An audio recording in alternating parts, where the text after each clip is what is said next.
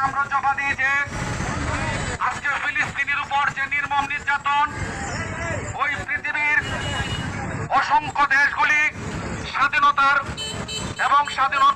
ঘোষণা দিয়েছে, ওই ইসরায়েলিরাও স্বাধীনতার ঘোষণার পর তারপরেও মানুষকে পাখির মতো গুলি করে মারা হচ্ছে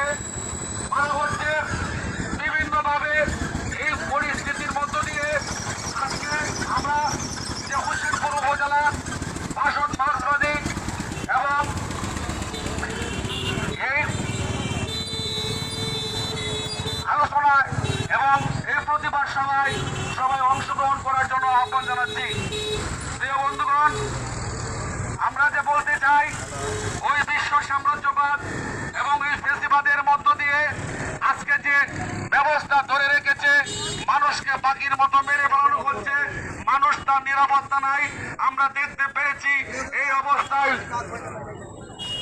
অবস্থায় চলতে দেওয়া যায় না। ভাষণ মার্ক্সবাদী হোসেনপুর উপজেলার পক্ষ থেকে সকলকেই সংগ্রামী সালাম জানিয়ে বলতে চাই যে আজকে এই সাম্রাজ্যবাদী এখন আপনাদের সামনে নাম কখনো তো না